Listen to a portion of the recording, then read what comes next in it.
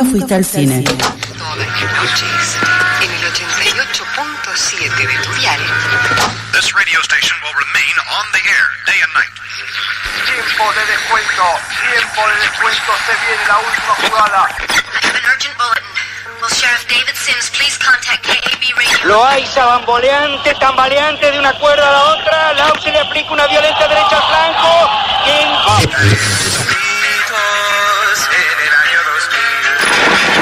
¿Cuál es su deseo para esta Navidad? Mi deseo es cambiar de radiodifusora. En las siguientes 2 horas vas a vivir una experiencia cinematográfica en la radio.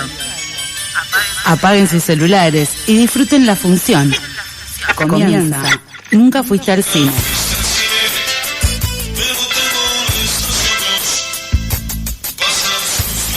Bienvenidos, bienvenidas, bienvenides a este programa número 130, si la grilla no miente, de Nunca fuiste al cine. ¿Sí miente o sí no miente, Paola Ferreiro? La grilla nunca miente. Muy bien, muy bien. ¿Nunca miente en serio o nunca miente como algunos de los que están en el gobierno? Nunca miente conscientemente.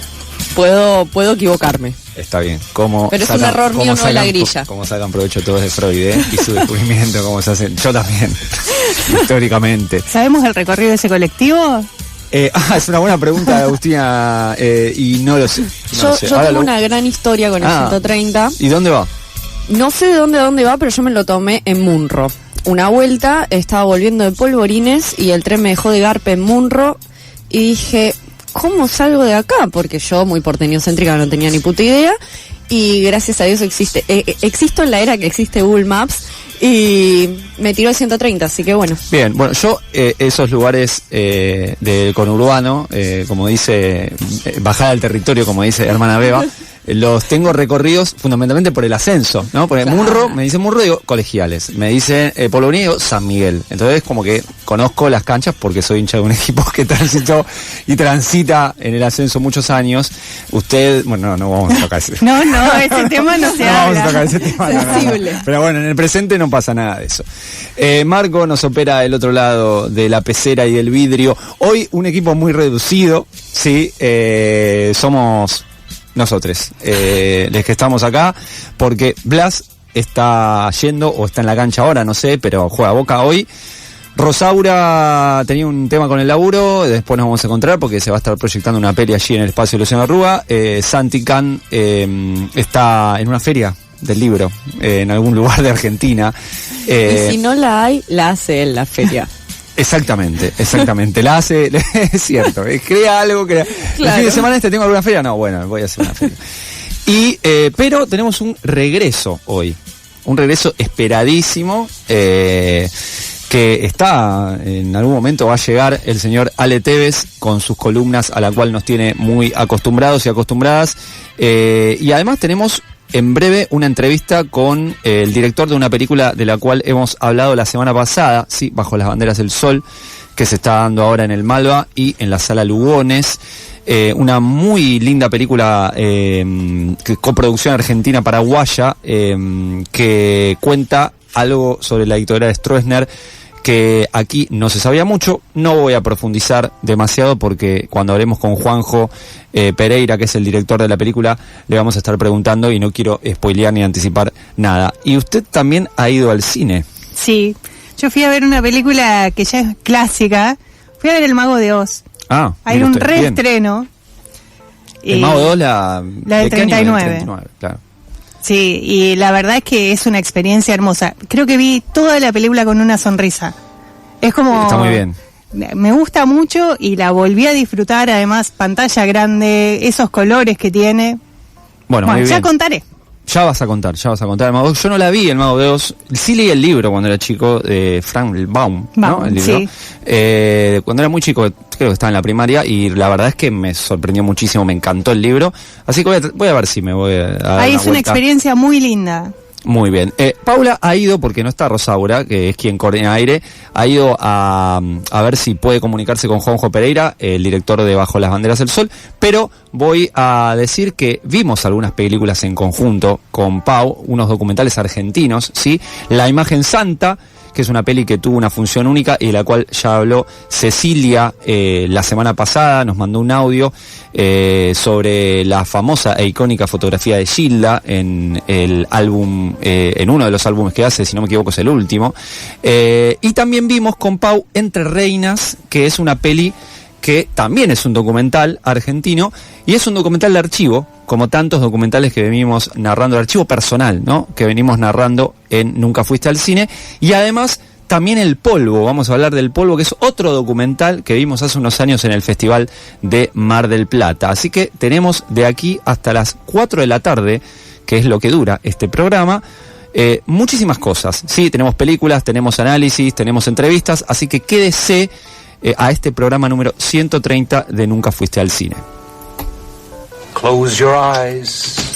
This is such stuff as dreams are made of. Nunca fuiste al cine. Esa cosa de la que están hechos los sueños.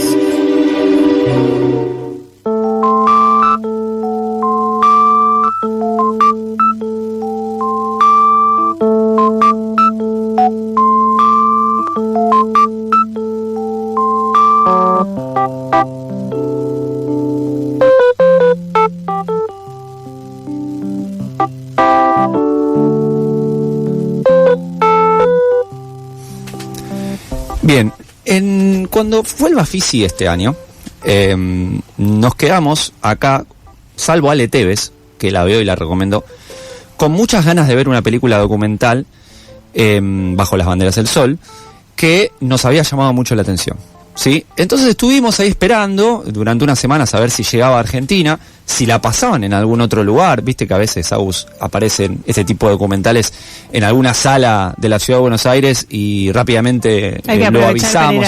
Exactamente.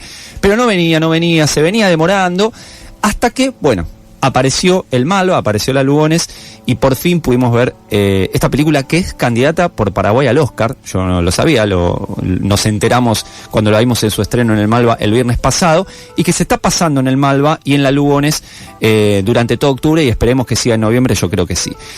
Y bueno, nos gustó mucho la película, la verdad que Ale Tevez, que la había recomendado y nos había dicho, che, vayan a ver esta película si pueden, cuando estaba en el Bafisi, porque está buenísima. Bueno, tenías razón, Ale Tevez, como casi siempre, y nos gustó mucho. Entonces estamos en comunicación telefónica con su director, que no está ahora en Argentina, está presentando la película en Paraguay, si no me equivoco, Juanjo Pereira. ¿Cómo anda, Juanjo? Bienvenido a Nunca Fuiste al Cine. Hola, ¿qué tal? ¿Cómo están? Gracias por la invitación. En realidad estoy en Chile ahora. ¿En Chile? Con la peli. ¿Estás ahí de gira con la peli en Chile y después sigue por el resto de Latinoamérica? En Paraguay se estrenó hace 5 semanas y ya van más de 7.000 personas que fueron a la sala. La verdad que una sorpresa total. No, y después acá me voy a Portugal y sigo una gira más europea ahora. Porque, bien. Sí, me tocó ahí. Sí. Bien. Bueno, Juanjo, para aquellos y aquellas que no tuvieron todavía la suerte de ver el documental, ¿querés contarnos brevemente de qué se trata el documental, para después ahondar un poquito en otros interrogantes? ¿De qué se trata el documental? Sí, o sea, es como un rompecabezas de varios del periodo de la dictadura Paraguay. Nosotros no tenemos un archivo nacional o una filmoteca, y entonces yo empecé a recolectar materiales a partir de materiales que encontré en Argentina, en Brasil y en todas partes del mundo. Entonces ahí pude armar todo lo que es esta narrativa y poder hablar un poco de los silencios de la dictadura en Paraguay también, ya que es la dictadura más larga del mundo. Y a ver, yo viví los últimos 14 años en Argentina, entonces también como que a partir de formarme en la UBA y todo eso, pude tener un acercamiento un poquito más cercano a los derechos humanos, vamos a decir. Juanjo, nos quedamos nosotros cuando fuimos a ver la película al Malva en su estreno, vos estabas, sí. Y nos gustó mucho tus palabras al final de la película, y nos dejó pensando algo muy interesante que dijiste sobre que en Paraguay no hay imaginario con respecto a la dificultad o a la ausencia de archivo audiovisual sobre la historia paraguaya. ¿Querés ahondar un poquito sobre esta idea? Sí, o sea, nosotros, por ejemplo, en Paraguay no tenemos como la grande figura del cine que tuvo Argentina o México, Brasil en los 50. No tuvimos un Star System como una Mirta Legrand o todo eso. Entonces, como no tenemos, la primera vez cuando yo empecé a hacer este material, a hacer esta película, es como que por primera vez yo vi las calles de la ciudad de los 40, la calle de la ciudad de los 50. Entonces era como que empecé a armar un imaginario de cómo se veía el país en esa época, que fue todo un descubrimiento. O sea, eso también forma parte de la peli. Y claro, nosotros al no tener como eso, no podemos tampoco recordar o ver cómo fue la dictadura. O sea, nosotros no tenemos la imagen del dictador muy presente, ya sea en imágenes o mismo en película. Entonces, como que la película, además de contar una historia, también trae algo que nunca se vio. Está pasando mucho eso en Paraguay, como a todas las nuevas generaciones que está yendo a ver la peli, como nunca la vio, y se arma todo un debate súper interesante, como la nueva generación que no la vio, que no vio nada de eso, está llevándole a sus padres a tratar de recordar lo que sus padres vivieron pero tampoco vieron, lo que vivieron pero no vieron. Entonces como que se arma algo súper interesante con la película, que más allá de una narrativa que cuenta una historia, es una película que también que te hace ver algo que nunca viste en Paraguay. Cuando dijiste eso y viendo la película, me puse a pensar que la historia de Stroessner dura desde el año 54 hasta el 89. Como bien dijiste recién, es la dictadura más larga de Latinoamérica. ¿Qué dicen los libros de historia en las escuelas, por ejemplo, sobre la dictadura de Stroessner? ¿Cómo se construye esa historia? Porque acá ha generado mucho debate, cómo se aborda la dictadura, cómo se aborda la democracia. Acá debatimos todo. Pero en Paraguay imagino que también. ¿Cuál es el abordaje de la dictadura? Mira, cuando yo estudié en el colegio, nosotros estamos como muy, de alguna manera muy anclados todavía en lo que sería la guerra de la Triple Alianza, porque es como el hito fundacional del país. O sea, un país que se destruyó fue... Entonces todavía seguimos como ahondando mucho eso, inclusive en la cultura popular, en varias cosas. Y entonces como que nosotros estudiamos muchísimo la guerra de la Triple Alianza, después la guerra del Chaco, que es la guerra entre Paraguay y Bolivia en los años 30, pero muy como sin ahondar mucho en el tema, porque es mucho más complejo. Entonces como que una guerra que perdimos y una guerra que ganamos, y ahí termina. Como que cuando yo terminé el colegio, hasta ahí estudié, hasta 1930, y nada, y después como que no nos enseñan a nosotros esos periodos. Como que hay una lista de presidentes, pero y Stroessner aparece como un presidente, no como un dictador, vamos a decir, un presidente que estuvo por tanto tiempo. Y ahí ese es el gran problema de la malla curricular del Ministerio de Educación en Paraguay, vamos a decir, como que no se enseña en los colegios públicos. En algunos colegios privados más progre sí se enseña, pero tenés que formar parte como de alguna élite para poder tener ese tipo de conocimiento, vamos a decir. Estamos hablando con Juanjo Pereira, él es director de Bajo las Banderas del Sol. Me voy a meter, Juanjo, ahora un poquito más en los aspectos más formales de la peli. Vos contaste que descubrieron un archivo audiovisual bastante extenso. ¿Cómo pensaron la película? Porque la película es un documental donde prácticamente no existe la voz de alguien que oriente, que guíe. Sin embargo, por supuesto, tiene todo un sentido muy claro. ¿Cómo ordenaron todo eso? Porque si bien vos decís que no tienen tanto material de archivo, imagino que deben haber encontrado horas y horas de material, y la película dura 1 hora y pico. Sí, nosotros encontramos como 120 horas de material que habla varias cosas, como nosotros elegimos contarlos como los hitos más importantes que eran para nosotros encontrar dentro de este ridículo, porque la película habla de un ridículo también. Paraguay, la política paraguaya en los últimos años y inclusive en el presente atraviesa un ridículo total, que me imagino que en Argentina también estamos como vecinos en ese sentido. Sí. Y nada, para mí era como, bueno, dentro de las 120 horas no voy a hacer un recorte histórico, voy a hacer un recorte de lo que para mí y para el equipo era interesante remarcar, que era esta dictadura fue ridícula, y me quedo con las imágenes de los que estuvieron en el poder, vamos a decir. Porque yo empecé a trabajar con archivos oficiales, no con archivos familiares, que es como otro tipo de registro.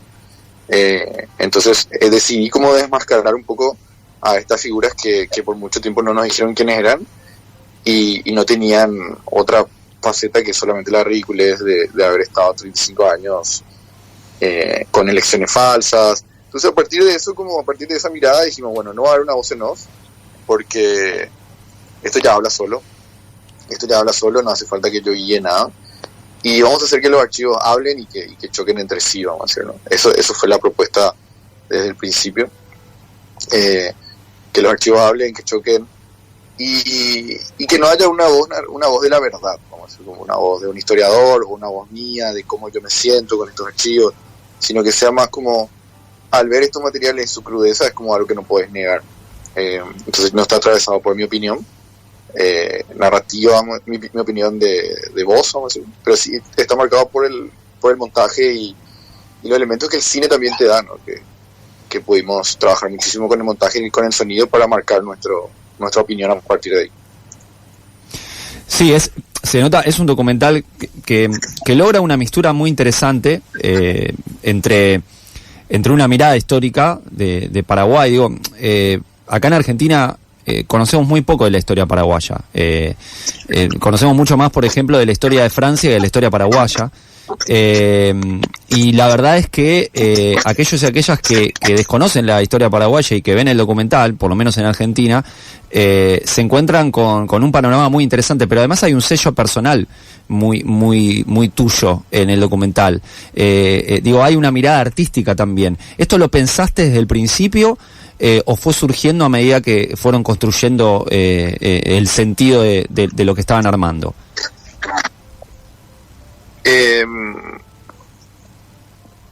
Como que sí, o sea, para mí también fue mi primera película, entonces como encontrar mi lenguaje y mi estética dentro de la película era súper importante para mí. No era solamente contar la dictadura, sino contar la dictadura a través de mi forma, vamos a decir, como yo empecé a trabajar con varios cortos, con varias cosas antes, y fui probando cosas, y creo que con este acercamiento fue como encontré la forma que quiero trabajar.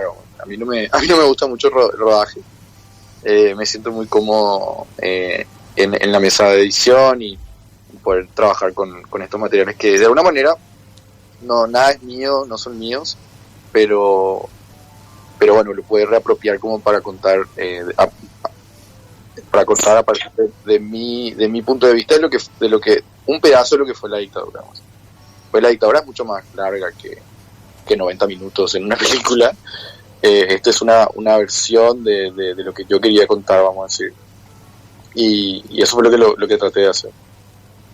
En un momento dijiste que, repito, estamos hablando con Juanjo Pereira, para aquellos y aquellas que recién se suman, director de Bajo las Banderas El Sol. En un momento dijiste que, y es cierto, uno al observar la película se da cuenta que es todo material de archivo, hay mucho archivo personal, hay mucho archivo que no es oficial.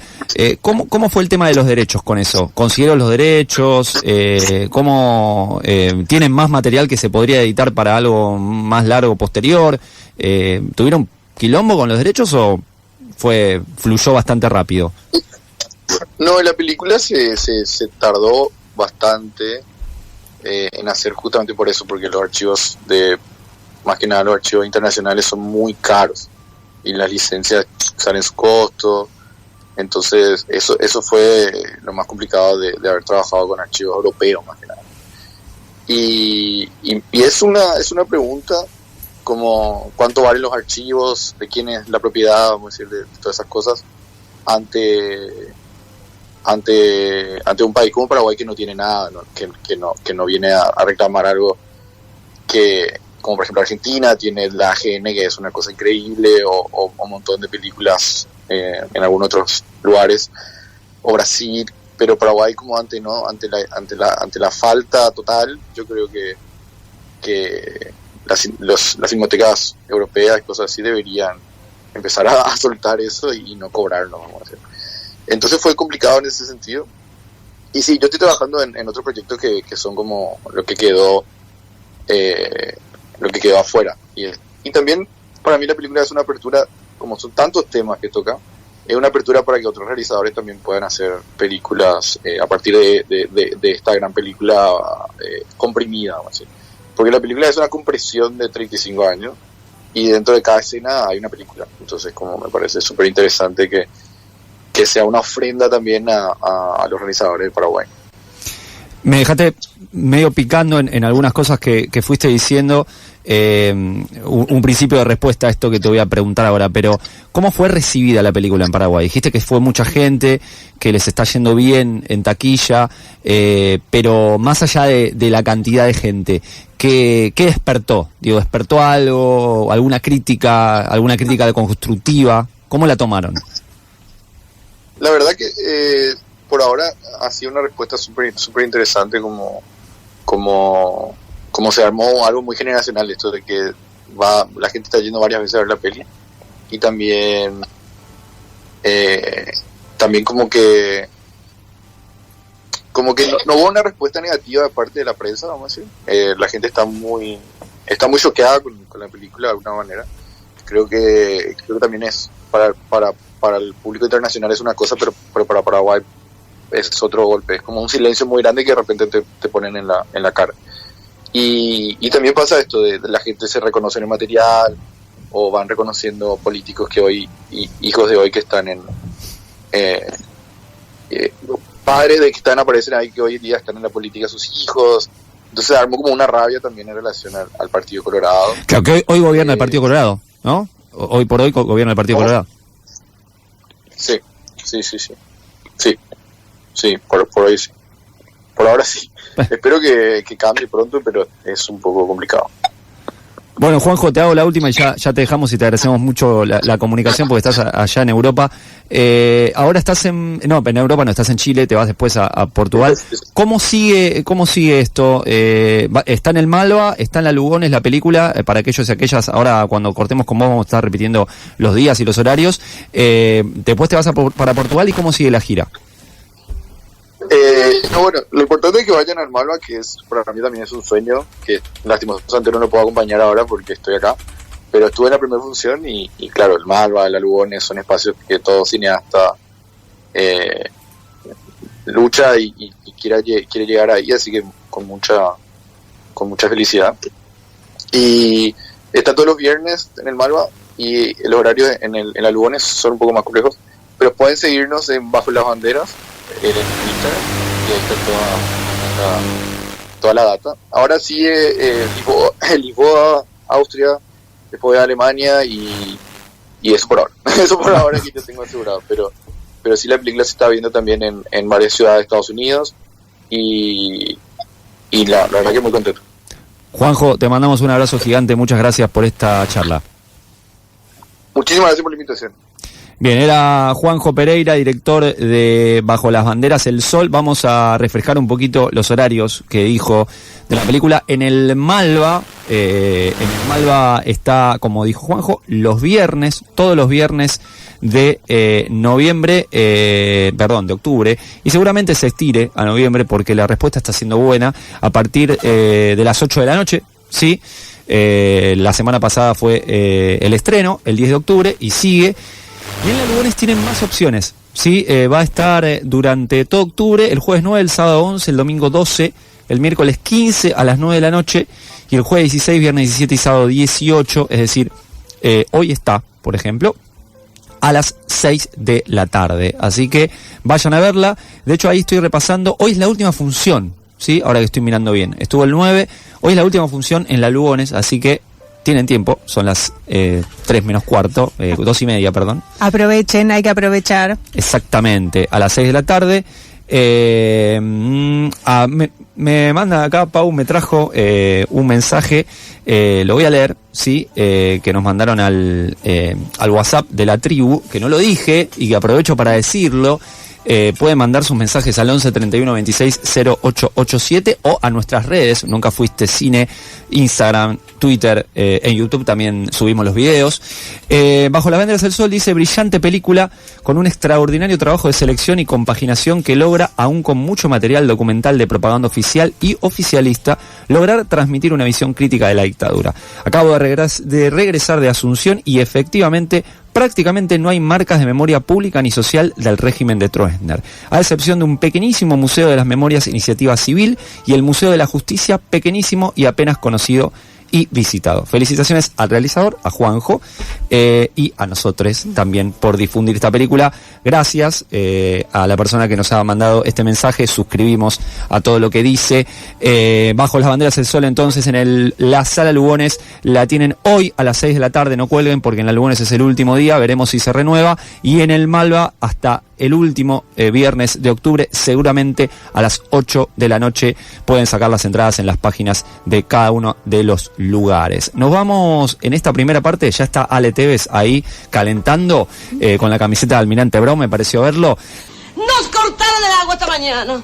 Menos mal que la charlatana de al lado me imiten todo. Yo hago puchero, ellos hacen puchero. Yo hago ravioles, ellos hacen ravioles. ¿Qué mirás? Elvira, el teléfono. Ay, habrá oído. Ay, Dios, que no haya oído. Hola. No. O yo. ¡Qué criatura estúpida! ¡Mamá!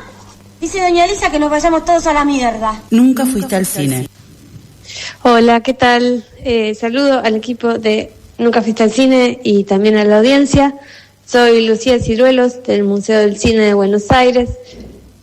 Los quería invitar el día de hoy a el Día de las Películas Familiares, un evento que se hace anualmente en el Museo del Cine y mundialmente de manera simultánea,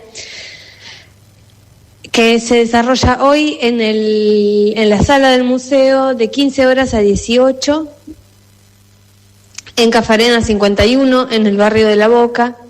Y este evento consiste en que el público trae sus películas en formato 8, Super 8 o 16 milímetros.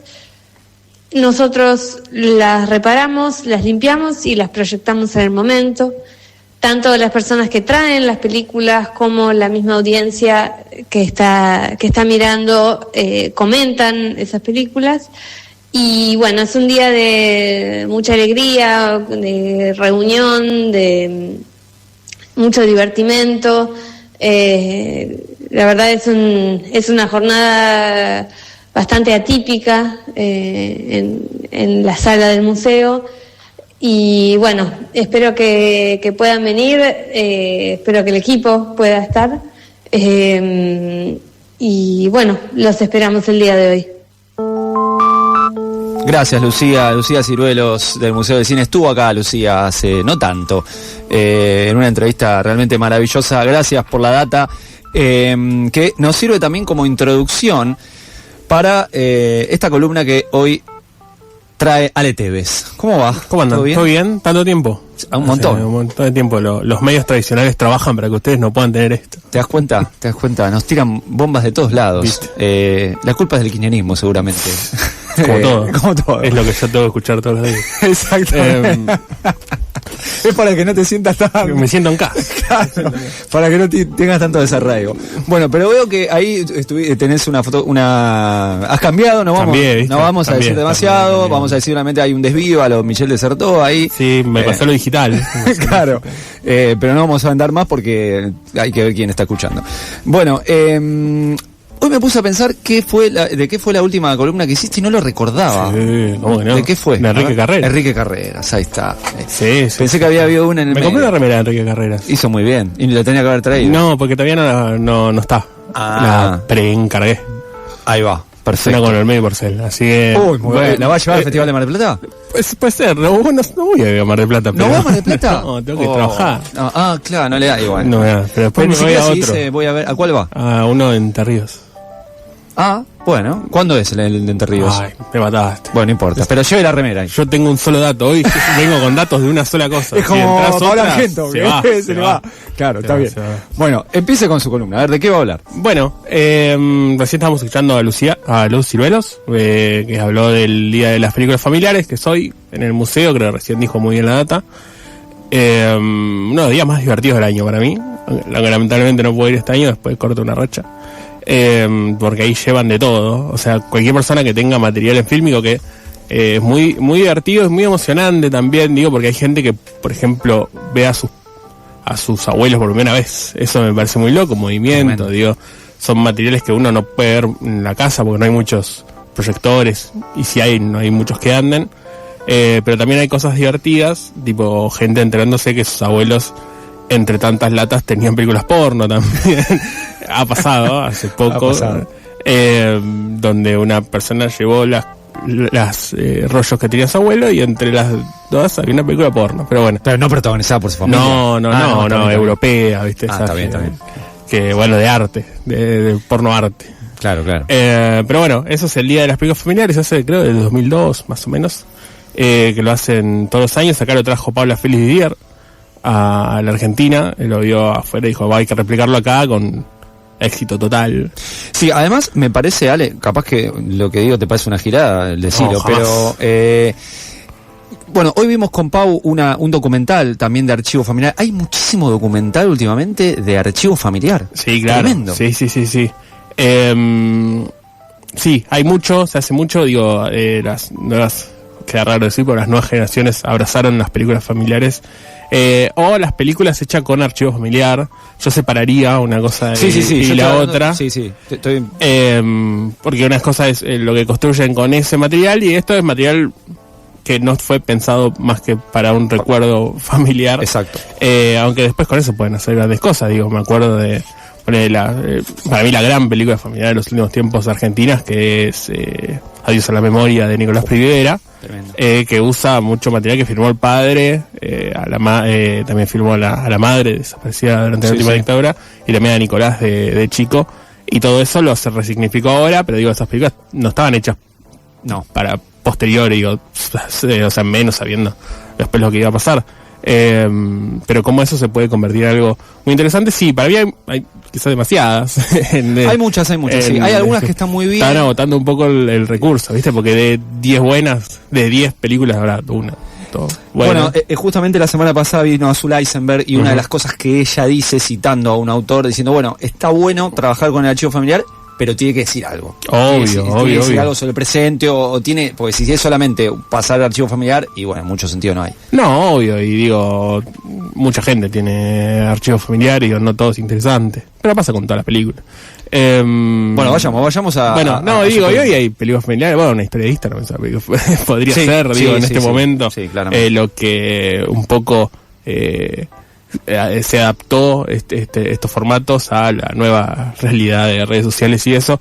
Después hablamos de otras cosas de nenes que están desde que nacieron en redes sociales. Es un tema a hablar a futuro. Pero bueno, elegí como digo, vamos a hablar de películas familiares, digo, aprovechamos el día y hablar de quien para mí hizo las películas más hermosas, películas familiares, que ahí podemos también discutir con lo que decías recién después, si son películas familiares o son películas donde una persona quiso filmar lo que tenía alrededor, pero digo, los límites son medio borrosos, y para mí la persona esa es Jonas Mekas, que es el director lituano que murió en 2019, que vino acá a la Argentina, y que para mí es el que filmó las películas familiares más hermosas del mundo. No sé si pudieron ver alguna vez alguna película, algún corto, digo, son mayormente escenas de la vida cotidiana o de sus viajes. Alguno he visto, no lo tengo tan presente, pero alguno he visto. Sí, son sobre todo por su materialidad, digo, porque también con quién se codió, digo, fue un tipo muy importante para la escena neoyorquina de la contracultura, que después se convirtió en cultura, ¿no? que después se volvió mainstream, o Warhol, toda esa, Lennon, todo eso que bueno, Lennon, pues Lennon ya era mainstream desde que apareció. Pero bueno, los directores de Generación Beat y todos esos eran contracultura y después se convirtieron en algo más aceptado por las instituciones, y hoy él acompañó todo ese tema, pero él lo que se hizo fue registrar todos estos pasos, toda esta ebullición artística que había, y nos dejó grandes películas, pero también a su vez filmó mucho también sobre su familia. Él nació en Lituania, escapó de la guerra siendo muy joven con su hermano Adolfas Mekas, y estuvo en un montón de campos, ¿no?, de trabajo forzado, después para gente que no tenía lugar a dónde ir, como se llama uno de sus libros, y esto lo traje a unos libros que escribió él. Le voy a copiar la columna a la compañera a Laura, que él escribió mucho, ya desde que estaba en los campos, se dio cuenta que quería ser artista, o que tenía sensibilidad para ser artista. Con su hermano escribía guiones, pero él se dedicaba mucho a hacer diarios. Primero filmar es caro. Lo más fácil para hacer un diario es agarrar una hoja, un papel. Sí, claro. Una hoja, una lapicera, un lápiz y escribir. Y escribió durante todos esos años de campos, o de exiliado, viajando de acá para allá. Escribió un libro muy triste, pero muy fundamental para entender al menos esa parte del siglo XX, que es Ningún lugar a donde ir, que lo editó Caja Negra, como todos sus libros. Este es un diario como todos los que se editan, un diario personal que después vio la luz, con todas, año por año, el 48, desde principios de su exilio por varios lados de Europa, hasta llegar a Nueva York, que ahí es donde se encuentra con su lado artista. Se puede decir que estuvo en el lugar y en el tiempo exacto para vivir eso que vivió, acompañar a todos estos grandes artistas, donde ahí tuvo dos preocupaciones. Primero, que es uno que, como se dice ahora, que la vio y empezó a acompañar con sus textos críticos todo esto que estaba apareciendo de Warhol, de toda esta nueva vanguardia, también, bueno, se codiaba un Cassavetes, toda esa vanguardia estadounidense, neoyorquina sobre todo, y empezó a escribir en varios diarios, que ahí sale el otro libro, que es Cuaderno de los 60, que aunque va hasta el 2010, tiene un montón de textos críticos de él. Siempre me pareció un tipo muy lúcido, y viste que siempre siempre siempre es fácil escribir sobre lo que está pasando con el diario del lunes, con lo que está pasando, con algo que pasó antes. Es muy fácil escribirlo, es muy difícil hacerlo en el momento, y Mekas es uno de los que lo pudo hacer. Organizaba proyecciones para el cine experimental que no tenía espacio, siempre encontró como el lado B de lo que estaba pasando. Pensá que en los 50, en los 60 ya no tanto, pero si bien se estaba cayendo, pero bueno, todavía había un cine industrial en Estados Unidos. Los cineastas experimentales eran muy más de nicho de lo que siguen siendo aún hoy, y él los acompañó con textos, después fundó una revista que era la Film Culture, que está en internet entera. Pandemia las liberaron, alguien se tomó el trabajo de esa época donde todos pensábamos que internet iba a volver a ser el lugar para compartir cosas, y no iba a ser lo que sigue siendo hoy, que es un mundo horrible. Compartían también teorías conspirativas. También. Alguna era bastante divertida. Hasta que ganó Milei, ¿no? Pero... Claro. Y nada, funda la película y es la revista, y también tiene un gesto, me parece bastante avanzado. Si bien ya había varios archivos, él generó como un archivo propio de películas experimentales, y también de postales, de escritos. Él sabía que esto si ellos no se tomaban el trabajo de cuidarlo, no lo iba a cuidar nadie más. Esto, digo, se relaciona también con las películas familiares, con la película de Juanjo Pereira. Pensando en eso. Es un bloque muy por esta onda. Entonces filma lo que es el Anthology Film Archive, que sigue funcionando, tiene todavía, a pesar de que murió Mekas, tiene su espacio ahí en Nueva York. Hay un documental muy lindo que no recuerdo el nombre, pero se dio hace poco en el Bafisi, donde hablaban donde parece para la Félix Didier también. Y hay material de archivo de Mekas ahí, digo, él se pasaba todo el día ahí cuidando las películas. Y también lo que hace es, sigue escribiendo diarios, y escribe un montón, para que vean. Este es el tomo, esto no lo están viendo, me parece un poco radial. No, pero lo van a ver. Pero escribe 2 tomos gigantes de lo que es su vida, digo, toda su vida la registró en escrito, pero algo que lo que más nos importa a nosotros, que también la escribió, lo filmó. Digo, él iba con su cámara, con la Bolex, filmando todo lo que pasaba. Filmó a Lennon, filmó,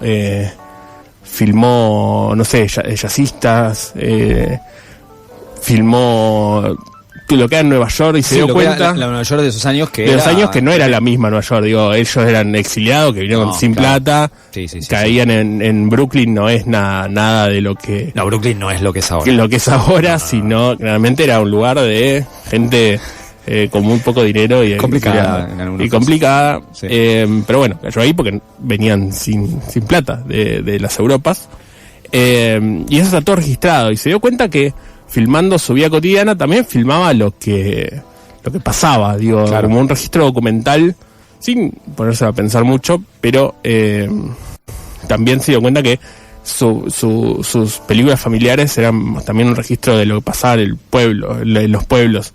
Porque nosotros en Nueva York, él ya teniendo bastante más reconocimiento, digo, ya había fundado la revista, había tenido varias películas que ahora después vamos a repasar una de ellas.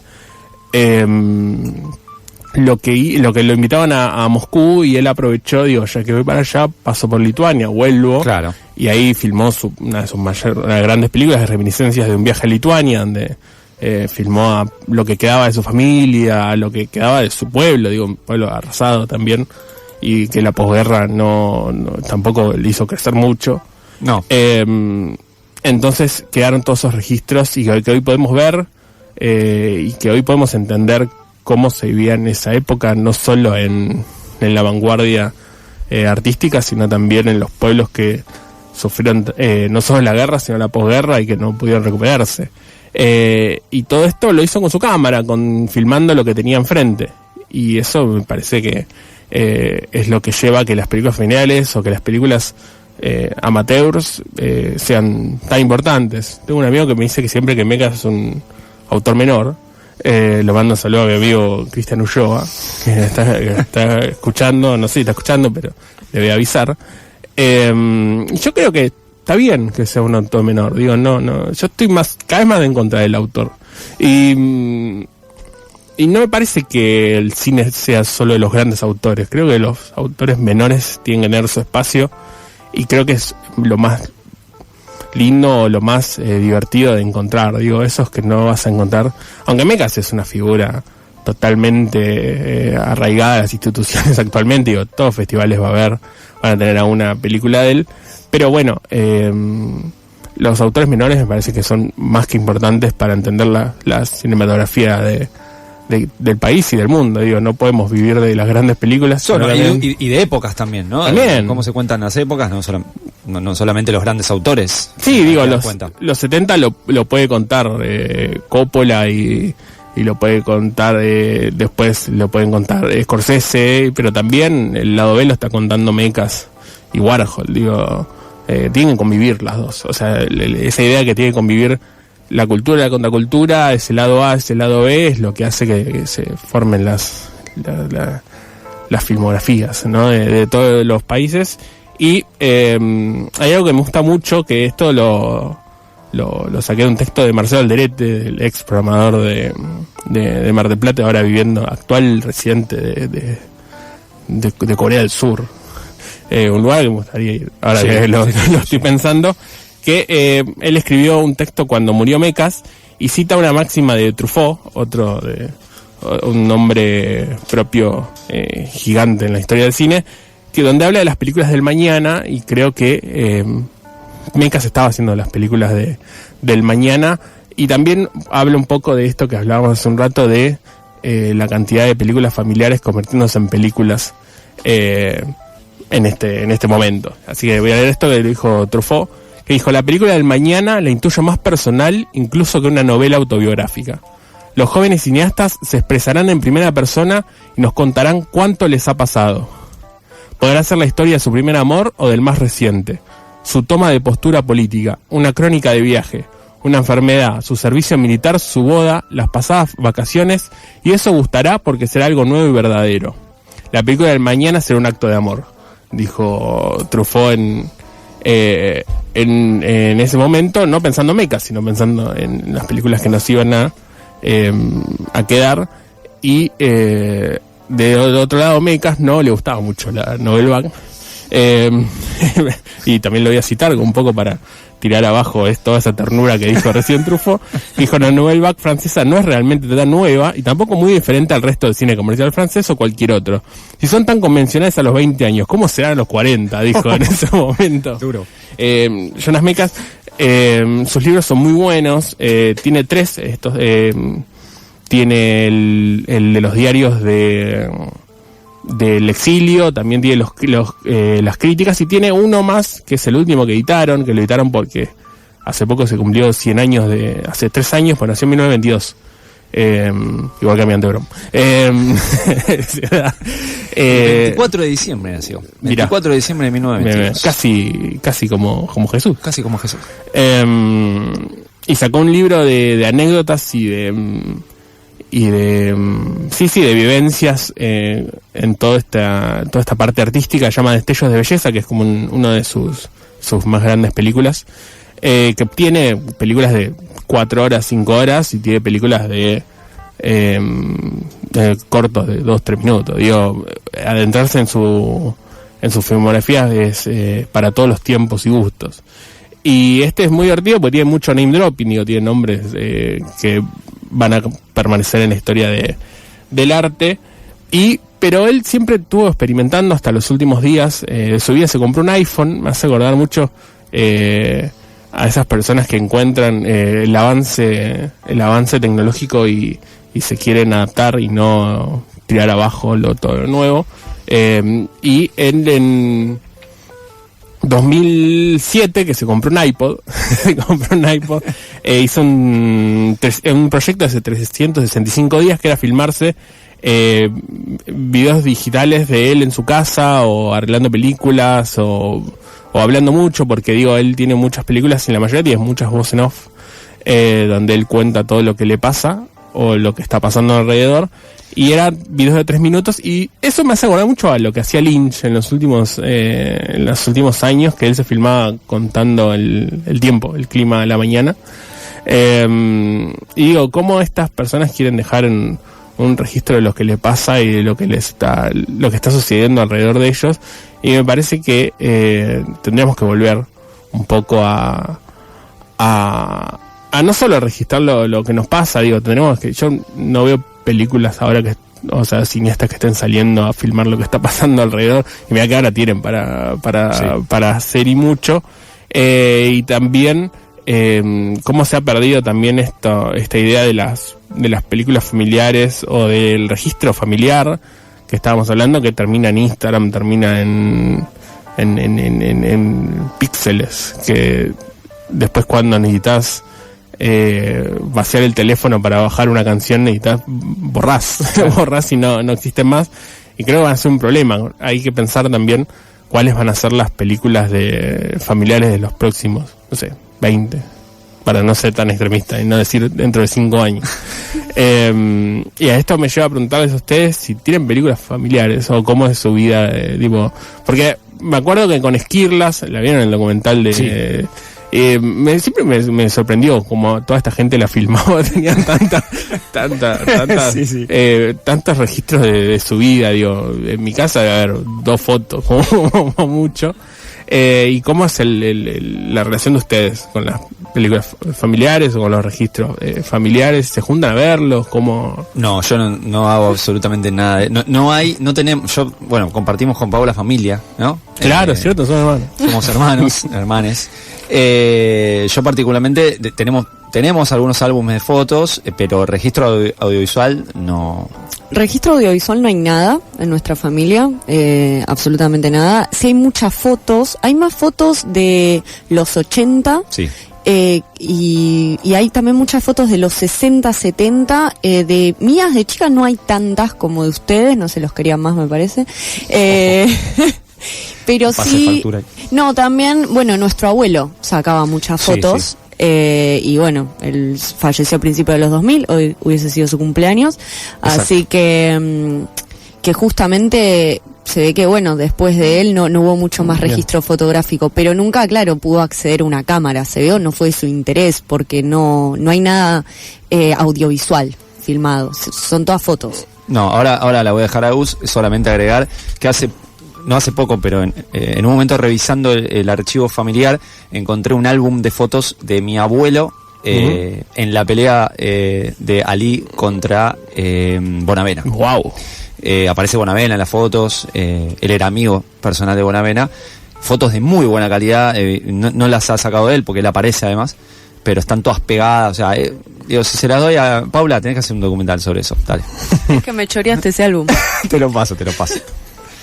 Bueno, yo videos cero en mi familia, pero justo hoy estaba hablando con mi papá a la mañana que mi abuela tiene cajas que para cada miembro de la familia con fotos, y hoy creo que en estos días lo deben haber estado mirando porque me contaba que encontró cartas que yo le hacía, fotos, o también mi tía abuela de Córdoba, que ya falleció, lo que hacía era grabarnos en cassettes, grabarnos las voces, y sé que hay un cassette en Córdoba mío cantando cuando yo era chiquita, pero videos nada, muchas fotos.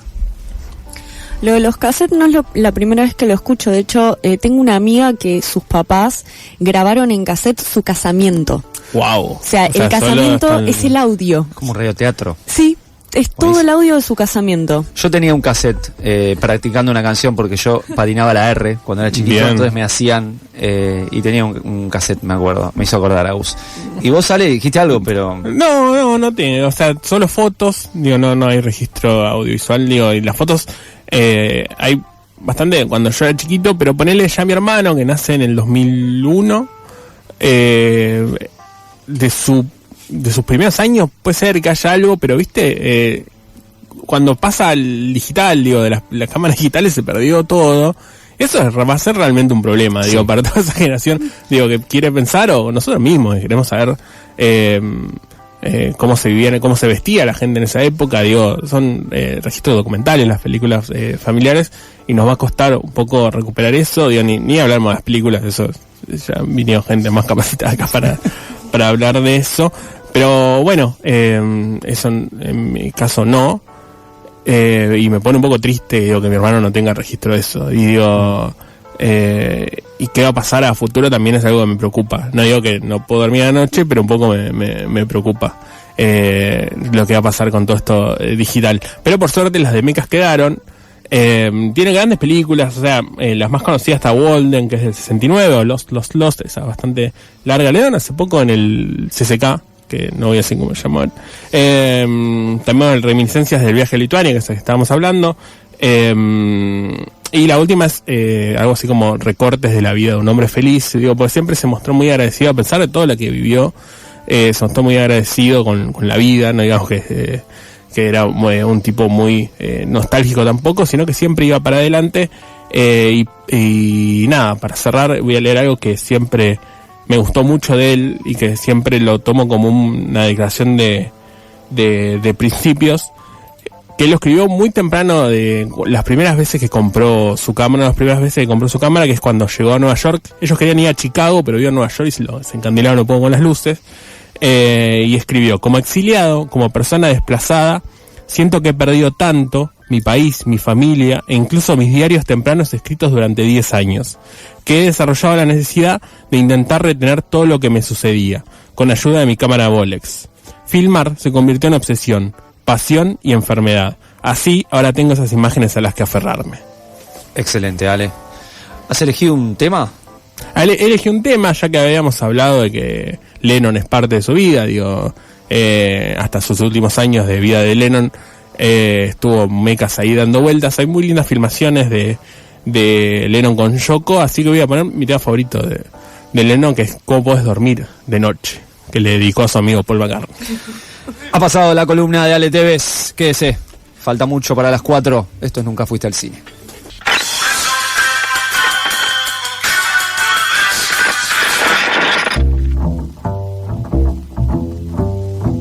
Menos de 60 minutos es un mediometraje. Arranca la segunda hora de Nunca Fuiste al Cine. Tercera temporada.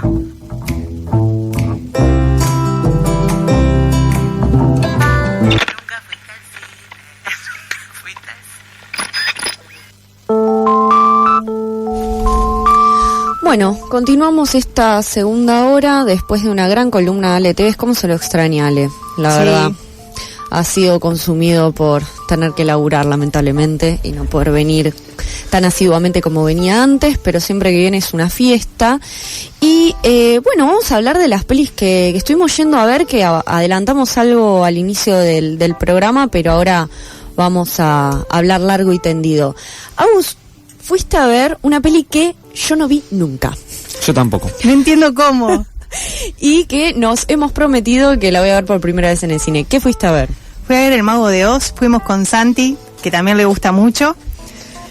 Pero antes de adentrarnos en lo que es la película, se me ocurrió armar alguna cosita como para entender en qué momento salió, qué pasó, por qué esa película. Bueno, primero nos tenemos que situar en el año 1939, que es un año muy especial del cine, porque se estrenaron películas como Caballeros sin Espadas, La Diligencia, Lo que el viento se llevó. Es un año de películas muy buenas. Piensen lo que fue en 1940, esos Oscars fueron como que era muy difícil ganar uno.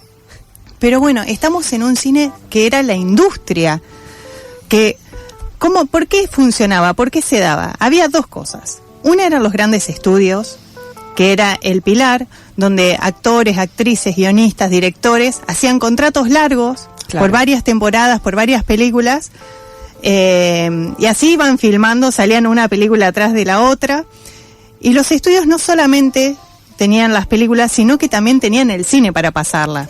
Claro. Es como que te hacían todo completo. Y había algo más que para que esto funcione, que había un Star System. Había actores y actrices que la gente iba a ver las películas por ellos. Que también lo vivimos acá, como con la señora Mirta Legrand. Hemos vivido una era de esplendor de estudios cinematográficos argentinos, bueno. Ya no está más, pero bueno. Ahora, volviendo al Mago de Oz, que salió en esa época, a los estudios Metro-Goldwyn-Mayer se les ocurrió, como en el 37 había salido Blancanieves y les fue muy bien, ¿qué película podían hacer? Adaptaron El Mago de Oz, que era un cuento, y está protagonizada la película por Judy Garland, y la película tuvo más de 5 directores, pero el principal fue Fleming, Victor Fleming, que también fue el director de Lo que el viento se llevó. ¿Judy Garland en esa época ya era conocida o la pegó con esta peli? Digamos, esta película fue la que la hizo despegar. Ok. Fue esta película. Se dice que en ese momento la idea era que la interprete a Dorothy Shirley Temple, pero era de Fox. Que ahí tenemos el tema de los estudios, el tira y afloje de los estudios. Pero bueno, en esta película vamos a conocer a Dorothy Gale, que es una pequeña que vive en Kansas con sus tíos. Pero ¿qué pasa? Un tornado hace que aparezca en la tierra de Oz. Y ella, como quiere volver a Kansas, va a intentar buscar, siguiendo el camino de ladrillos amarillos, la ciudad de Esmeralda, donde está el Mago de Oz, para volver a Kansas.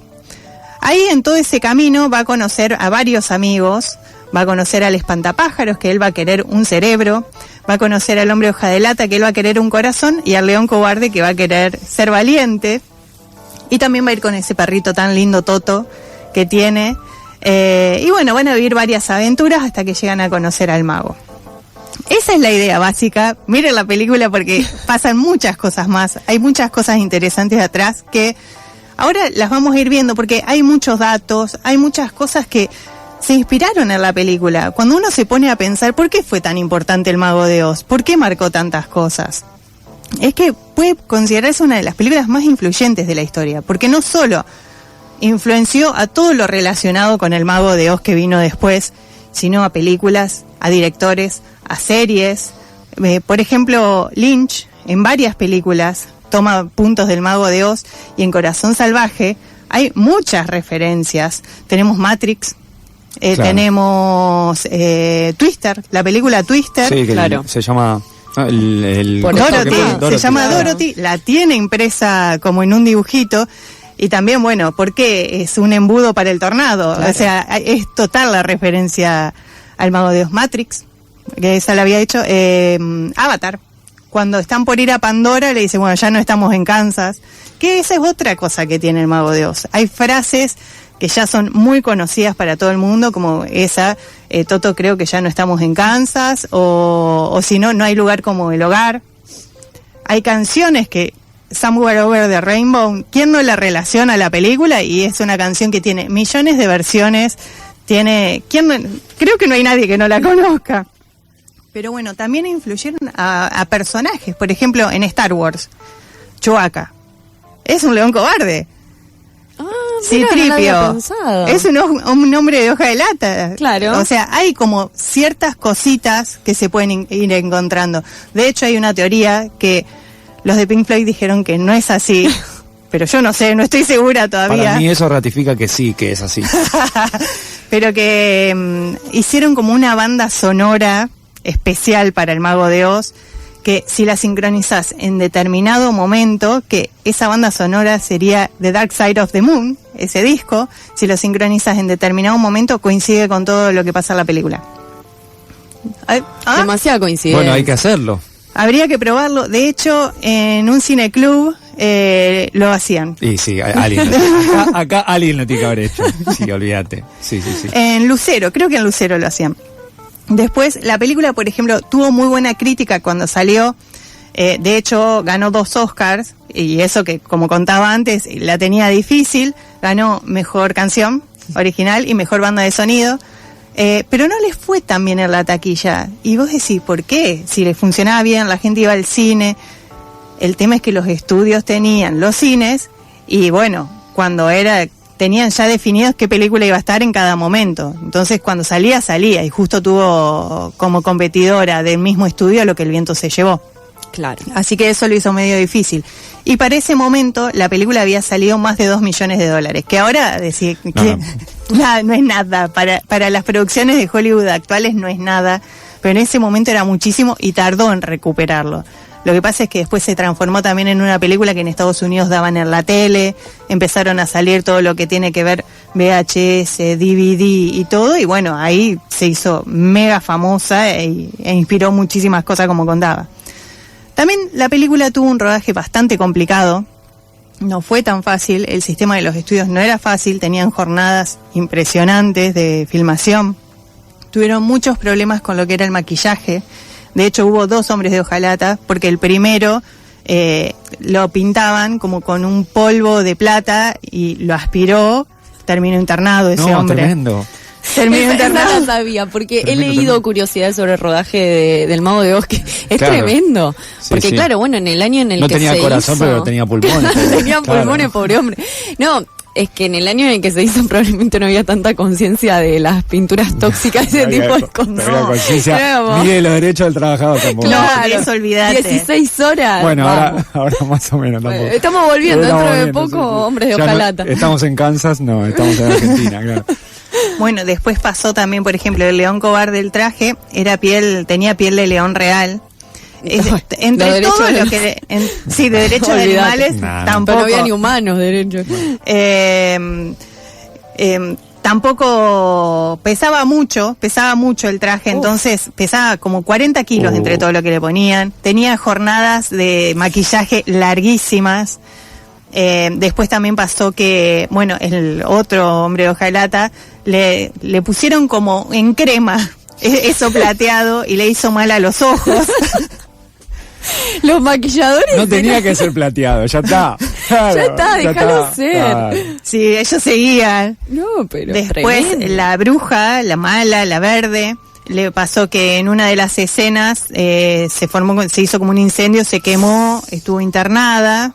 Ah, pero estaba engualichado ese. Sí, y dicen que después de cuando terminó el rodaje de la película todavía seguía teniendo un tono verdoso.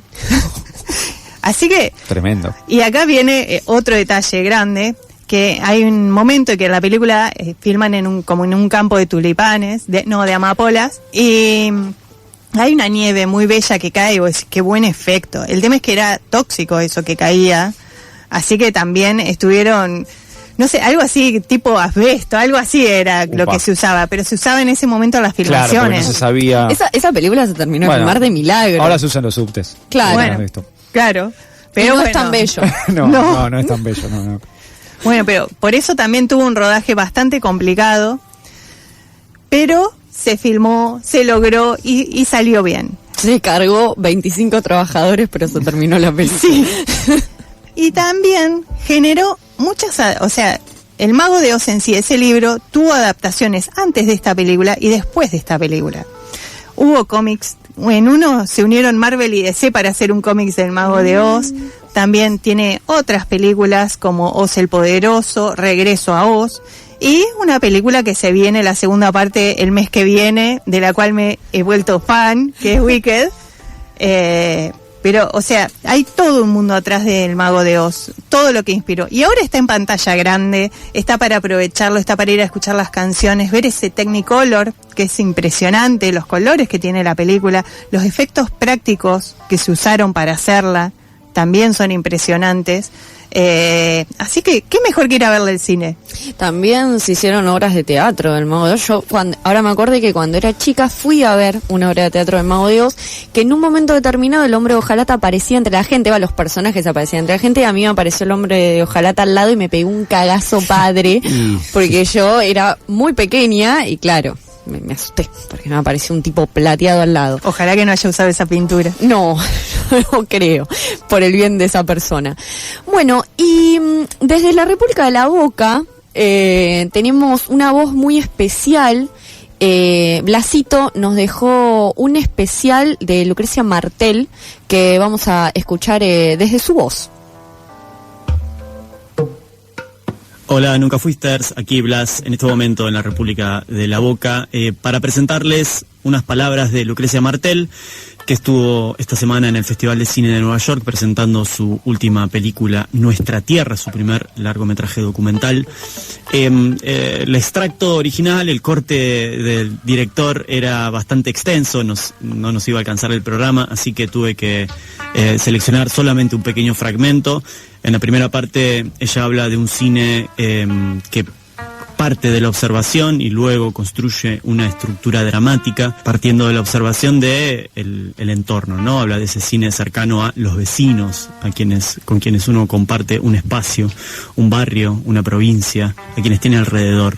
Y a partir de esa observación del entorno, que incluye también la materia sonora, ahí se construye una estructura dramática. En esta segunda parte que vamos a escuchar, o este fragmento que vamos a escuchar, ella habla del cine más bien tradicional, ¿no? Convencional, cuya estructura dramática es el punto de inicio, el argumento es el punto de partida. Luego de ese punto de partida ya preestablecido e impuesto, se establece cierta observación, la observación puesta en función de una estructura dramática. La escuchamos. Yo pensé que siempre del horror iba a hablar en pasado, que el horror era algo que ya había sucedido en el siglo XX y que ahora, no sé de dónde saqué esa certeza, se me hizo pedazos hace más o menos 5 años. Todo esto que nos está sucediendo ya nos lo habían dicho en las películas, nos lo habían anticipado en la ciencia ficción, ya lo sabíamos. Todo lo que nos está pasando ya lo leímos, ya lo escuchamos. Y sin embargo estamos atónitos, como si fuese nos despertaran de un sueño. Voy a ser un poco esquemática, pero me parece importante señalar que esa forma narrativa en donde la estructura se impone sobre la materia es una estructura que requiere de una invención fundamental, que es la idea de enemigo. Transformar al vecino en un enemigo. Para transformar al enemigo al vecino en un enemigo es fundamental el primer paso, que es considerarse con superioridad moral y biológica sobre el otro. Crear un enemigo es una de las tareas más sofisticadas que ha logrado la humanidad, mucho más que un iPhone, ir a la luna, etcétera, etcétera. Y una vez que logramos eso, hay algo que se puede hacer sin arrepentimiento, sin dolor, que es maltratar al otro, porque hay que estar muy fuerte en su apreciación de sí mismo para soportar los gritos de una persona que está sufriendo, para soportar ver a una persona ensangrentada, para soportar ver personas despedazadas. Hay que estar muy seguro de sí mismo para la guerra. Y ahora viene la cosa más fantástica que se puede hacer una vez que uno construyó el enemigo y que uno se construyó a sí mismo como héroe, salvador del mundo, defensor de la democracia, defensor de los valores de Occidente, es despojar al otro de la tierra. En América, esto ha sucedido a lo largo y a lo ancho de nuestro continente. Despojar al otro de la tierra es imposible si no se construye el héroe y si no se construye el enemigo. Y una vez que las personas no tienen tierra y vagabundean porque no tienen casa, esto le pasa también a los que alquilan, no es solamente que esto pasa en el campo, que no tienen casa, que tienen que andar por la calle. Una vez que el humano ya está sucio porque no tiene dónde dormir, dónde bañarse, una vez que todo eso sucede, es muy fácil que aparezcan las palabras, el vagabundo, el delincuente, el vago, empobrecerlo hasta que sus cuerpos no se parezcan en nada a lo que nosotros mismos percibimos de nosotros mismos, hasta que por problemas alimentarios o famélico y puro hueso o terriblemente obeso por la mala alimentación, sin los dientes, ya no nos podemos reflejar en ese otro. Ya definitivamente, biológicamente, el enemigo no es humano. Entonces, la mejor manera de sostener este esquema de empobrecimientos de uno y enriquecimientos de otros es a través de la narrativa, y ahí otra vez volvemos al cine. Estamos escuchando a Lucrecia Martel esta semana en el Festival de Cine de Nueva York, presentando su última película, que esperemos que esté pronto por aquí. Vamos a dejar para el final el fragmento que quizás varios escucharon y vieron en redes sociales, cuando ella hace esta suerte de llamamiento, sobre todo a lo que no hay que hacer. Ella luego va a hablar de inventar un futuro, pero en este momento ella se emociona hacia el final del discurso. Dejamos ese fragmento para que se pueda escuchar también en la radio la profunda convicción con la cual pronuncia estas últimas palabras de su clase magistral. Es indispensable que no colaboremos con la narrativa que sostiene estas ideas. No cometamos ese error, porque la cultura que se impone es la que tiene la narrativa más fuerte, la que logra convencer a los propios y a los ajenos de que las cosas son así, el mundo es así. No seamos parte de la guerra, no ayudemos con nuestra tecnología narrativa a la guerra, no seamos parte de ninguna batalla, porque no es un buen camino para el planeta. Tratemos de hacer con observación, hacer visible y audible lo que nuestra cultura nos impide que sea visible y audible. Todos estamos de acuerdo con lo que estoy diciendo, pero cuando uno nació en una cultura, no la ve, como no ve el aire y resulta que es indispensable para respirar. No vemos, hay que hacer un esfuerzo. Si no hay una tormenta, si el aire no va a 70 kilómetros por hora, no nos damos cuenta que está. Podemos estar todo el día haciendo cosas sin pensar ni una vez en el aire. Yo les pido que nos rebelemos contra nuestras propias culturas, tratemos de ver lo que por permanente resulta invisible. Rebelarnos a los mitos de origen. No hay ninguna nación que haya nacido en hechos. Todas las naciones han nacido en una mitología que los vuelve venerables por algún motivo. La mitología es nuestro tema, es nuestro, es de la gente del cine, de la gente de la narrativa. No dejemos que se use para someter personas. Esto no significa que hagamos películas tristes, lentas, porque por ahí están pensando en mis películas. No estoy hablando de eso. Que yo considero que son graciosas, que son lentas, pero son graciosas. No estoy hablando de lo que yo hago como lo bueno. Estoy hablando de lo que tenemos que hacer, de lo que tenemos que inventar. Cualquier género, a carcajadas, llorando a mares, comedia amorosa, cualquier género puede servir si estamos bien despiertos. No hagamos cine ni cosas, ni obras de teatro, ni libros para decorar la casa de los ricos. No le llenemos las horas a la gente que manda, para que se divierta la gente que manda. No les resolvamos el insomnio a las personas del bien, a la gente que cree que es la buena. No trabajemos para eso. Sepan que el destino de nuestro trabajo, por último, el sentido de nuestro trabajo está unido, perdón, el sentido de nuestro trabajo está unido al destino de los pueblos. Gracias.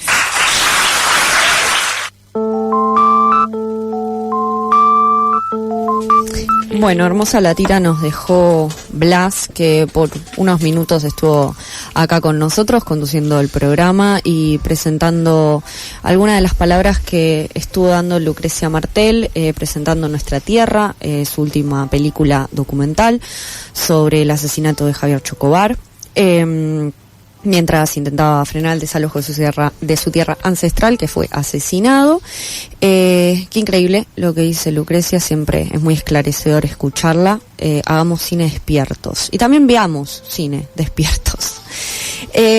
Bueno, Ro, vimos una peli, un documental, que nos había traído Ceci hace unos programas atrás, no sé si el pasado o el anterior, con un audio, la imagen santa de Pablo Montlau. Montlau, sí, Montlau. No sé si se pronuncia así. Ok, bueno, lo dijiste muy seguro. Catalán. Ah, bueno. Parece que es catalán. Lo dijiste muy seguro. El apellido, no Pablo, no sé. Que tuvo una proyección única en el Gomón, esperemos que tenga más. ¿Qué te pareció? Bueno, como cada vez que hablamos de una proyección única, digo, eso es una calamidad que atenta contra la difusión del cine argentino. Dicho esto, lo primero que se me viene a la cabeza de forma chabacana es Benjamin, la tenés adentro un poco. Benjamin me cae muy bien igual, es un personaje de la escuela de Frankfurt que me cae profundamente bien, profundamente religioso, era muy creyente en sus creencias, ¿no? Pero bueno, en algunas cosas no coincidió, y cuando decía que la imagen perdía el aura, bueno, esta película no viene con la pretensión de refutarlo, pero te deja, si Benjamin la mirara, lo dejaría pensando probablemente. Y digo, escuchando a Lucrecia Martel también con respecto a los mitos, ¿no?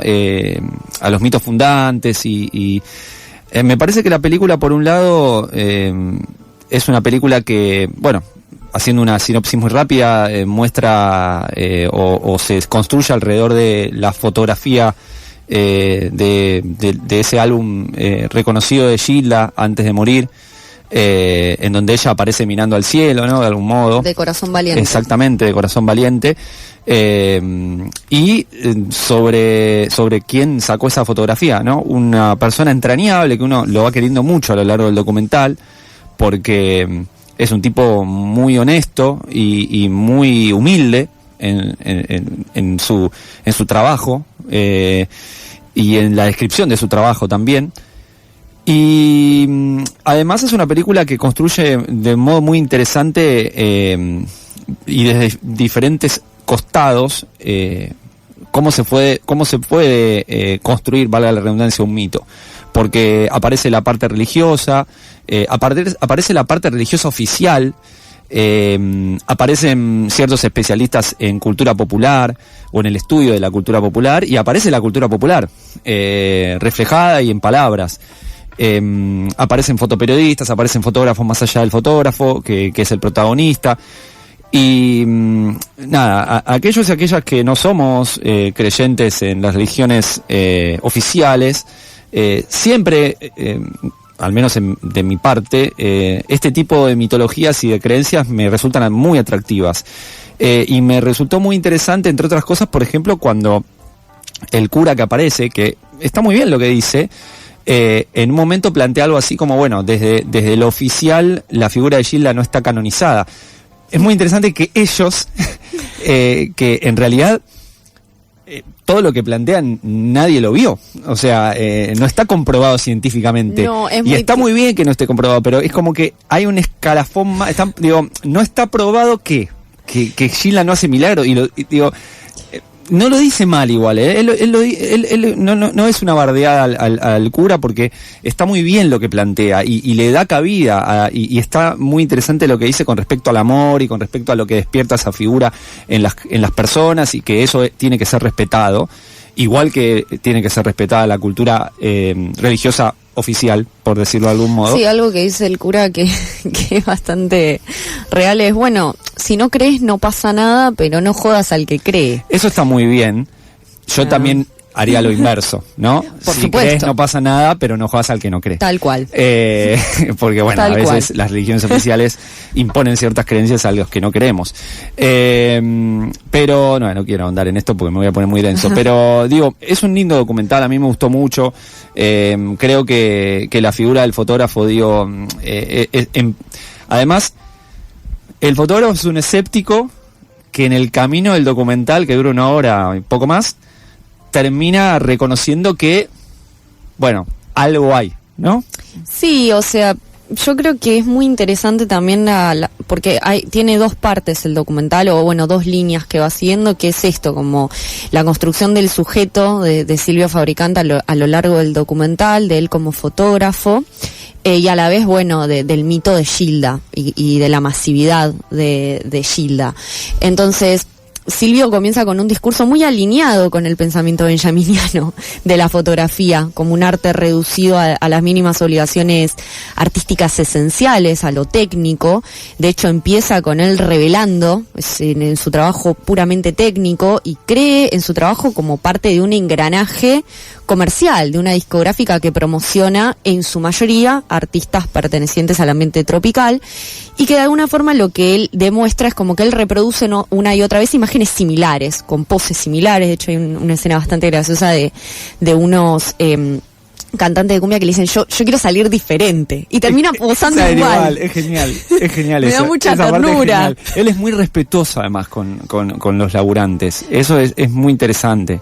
Sí, se ve. Está bueno también del documental eso, mostrar la dinámica del trabajo de él, y lo respetuoso que es, porque no es que él lo dice desde un lugar de desprecio, yo solamente fotografiaba artistas tropicales, sino como desde un lugar de mucha humildad, porque no se ve a sí mismo como un artista. Además está muy bueno cuando dice, en coincidencia con esto que vos estás diciendo, fui yo el que le sacó la foto a Gilda, esa foto, pero podría haber sido otro. O sea, si a mí me llamaban y justo estaba trabajando, sigue uno en la lista. Tal como cual. si él no hubiera puesto nada de su parte para lograr esa foto. Y el documental un poco también lo que hace es desdecir un poco eso, ¿no? Sí, sí. Porque empieza con esa frase, él diciendo, podría haber sido otro, ni recuerdo haber sacado esa foto. Él vuelve a los originales de las fotografías para recordar un poco también ese instante, y termina un poco admitiendo, bueno, fue en un momento determinado que Gilda miró para arriba y se produjo esa foto, de la que, bueno, yo también fui parte, porque yo fui quien disparó, ¿no? Aunque él insista en negarlo al principio. Entonces, es una, digamos, toda la colonización popular que logra Gilda, el afecto que provoca esa foto convertida en estampita, bueno, terminan diciendo lo contrario, ¿no? Y él un poco lo termina aceptando, asumiendo, y termina abrazando también a su trabajo, porque hay momentos del documental que sentía que él no sentía nada de orgullo por ese trabajo, y bueno, termina de una manera muy linda el documental, y reconociendo. Sí, y además es muy interesante el gesto de él, porque él lleva a la muestra que hay sobre su arte y al santuario de Gilda, no lleva la foto de la foto icónica que se convierte en estampa, sino que lleva una que también sacó él, que es anterior, porque él saca una serie de fotos en esa reproductibilidad, donde, bueno, después queda una. Y ese es también su firma, como decir, bueno, yo no voy a llevar la foto histórica, voy a llevar otra que para mí también representa algo, y que además, digo, forma parte de esa serie, que también es su momento con Gilda, ¿no? Es el momento en que él estuvo ahí trabajando, y como también muestra que es más que una simple persona que agarra una cámara y saca una foto, porque él fue el que le dijo, no, mira para acá, mira para allá, y bueno, ahí hay un laburo, digo, no es, hay un laburo artístico, no es simplemente que yo agarro y te saco una foto. Bueno, esta fue nuestra reseña de la imagen santa de Pablo Montlau, bueno, espero algún día pronunciar bien apellidos. Antes hablamos del Mago de Oz, de cómo Agus volvió a verla y nos trajo un montón de curiosidades.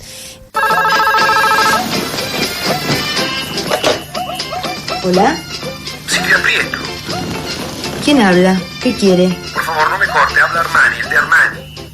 Le pido que no me moleste, estoy mirando una película. Estás escuchando Nunca Fuiste al Cine, tercera temporada.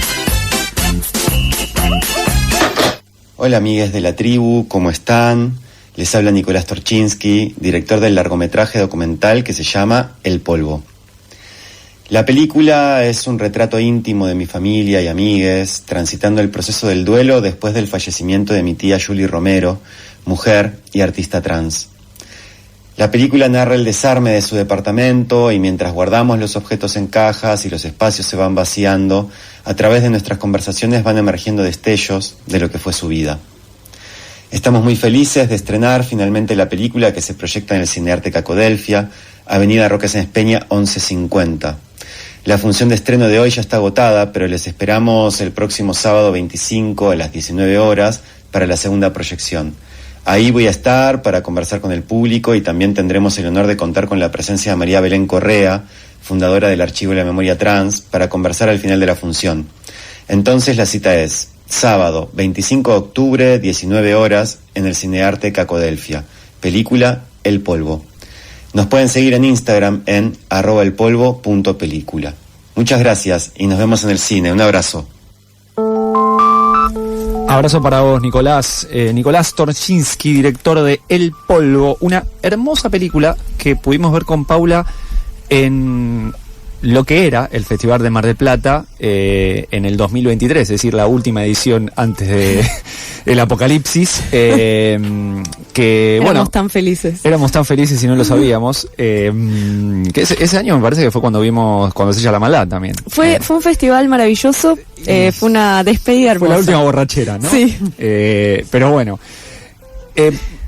vas a hablar un poquito del Polvo, de esta peli que hoy se agotó, pero que el sábado que viene sigue estando en el Cacodelfia. Sí, voy a hablar un poquito porque es una película que yo había reseñado en el newsletter allá por el 2023 y recuerdo que había terminado diciendo que pongan una chinche porque cuando se estrene El Polvo y se vuelva a proyectar Nunca Fuiste al Cine, lo íbamos a recordar. Así que, bueno, aquí estamos cumpliendo. El Polvo es un documental que en su momento nos había gustado mucho con Ro, tuve la posibilidad de volver a verlo para refrescar mi memoria. De este documental en el que Nicolás explora con su cámara el desarmar el departamento de Julie, Regina Romero, que fue su tía materna. Pero ella no solamente fue tía para él, sino también fue amiga, fue confidente, fue cómplice y fue muy amada por él. Vivían en el mismo edificio en una época, entonces estaba todo el tiempo en su departamento, en ese departamento que después él filma mientras lo desarman. Hay una insistencia en el registrar en esa cámara, registrar ese tiempo de la materialidad, ese momento que toda familia debe transitar cuando fallece un ser querido, cuando se pierde un ser amado, que es hacerse cargo de los objetos materiales que deja atrás. Y es ese momento muy doloroso que muchas familias lo hacen enseguida y otras lo dilatan un montón de tiempo. Y a la vez la película de Torchinsky retrata este personaje en forma de fantasma, le escapa un poco al tipo de biografía típica con testimonios de gente que conoció a esa persona, sino que construye desde otro lugar, construye desde desarmar este hogar de alguien que ya no está, desde el amor, desde la memoria, y de también algo que aparece mucho que es el duelo, ¿no? Porque, bueno, ese registrar es una forma también de duelar, es la búsqueda de esa necesidad del reencuentro con el ser amado desde lo material. descansando sobre objetos que van a ser llaves de alguna forma a la intimidad de Julie, a su memoria, a su persona, y acompañan estas imágenes faltas de rostro, porque solamente vemos imágenes de rostros en filmaciones caseras de Julie y de una obra de teatro que ella protagonizó, pero de la familia no vemos sus rostros.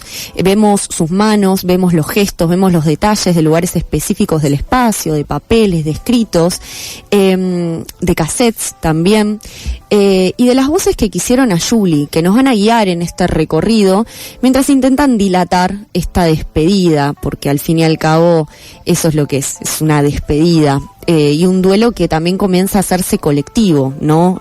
Como que Nicolás lo empieza obviamente a compartir con su familia. Y en los recuerdos se evoca también en las charlas, en los diálogos, en los intercambios.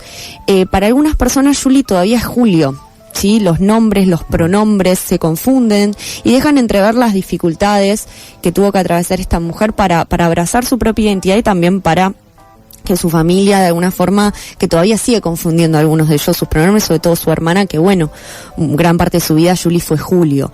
Entonces se construye ante nosotros su figura como en un conjuro, porque se va invocando en su espacio, en sus objetos, en sus fotos, en sus pelucas, en su ropa. Y hay algo que para ir cerrando, que me parece fundamental de la película, que es el lenguaje central en este documental. Lo comenta el director en una entrevista que recomiendo que escuchen, que fue acá en La Tribu hace pocos días, fue esta semana, en nuestros colegas Charco Arena, y Nicolás lo que comenta es que el lenguaje que explora la película es el de la intimidad. Sí, al haber falta de imagen de los interlocutores, siempre las voces están en off, de los portadores de estos diálogos que escuchamos, permite que dirijamos la atención a las charlas en sí. Entonces hay una construcción muy fina a través del montaje que está muy bien realizado y está tan bien hecho que no damos cuenta de esto, de lo dificultoso del trabajo, que es la construcción del afecto desde la oralidad, que a la vez permite dar saltos en el tiempo, descubrir aspectos, historias de la vida de Julie que ni su propia familia sabía. Y es lo que explica el director, que el duelo no es algo lineal, es discontinuo, y las imágenes y los sonidos de este documental son traccionados por el afecto. Así que hoy está agotada, pero tienen posibilidad de ir el sábado que viene a ver este maravilloso documental, El Polvo, de Nicolás Torchinsky, en el Caco Delfia, que pueden comprar sus entradas por la página web. Exactamente, en el Caco Delfia a las 7 de la noche se va a estar dando El Polvo, así que no cuelguen porque se agotan rápido, porque son buenas películas y porque no hay tantos cines que pasen películas argentinas. El Gomón, de hecho, vuelvo a insistir, casi por contrato, con lo de las funciones únicas, las está pasando una vez, y el Caco Delfia nos da la oportunidad de por lo menos mantenerlas durante un mes, y si funciona, que sigan estando. Bien, y viste otra película. ¿Querés descansar un poco y que hable yo sobre esa película? ¿Sí? De esto toma un poquito de agua. Dale. Entre Reinas es la peli que vimos junto a Paula. Vimos, no junto, lo vimos por separado, pero los dos pudimos ver la película. Esta peli completo, junto a La Imagen Santa, que también vimos ambos. Entre Reinas, de Malena Fainsod y Tomás Morelli. Es una película retomando un poquito lo que la columna de Ale sobre la familia, ¿no? Y el archivo familiar. Es una película de archivo familiar, ¿sí? Y no es la primera que vemos y que reseñamos durante el año de archivo familiar. Van varias. De hecho, a Azul Eisenberg, que vino la semana pasada, sobre su película le preguntamos sobre esto.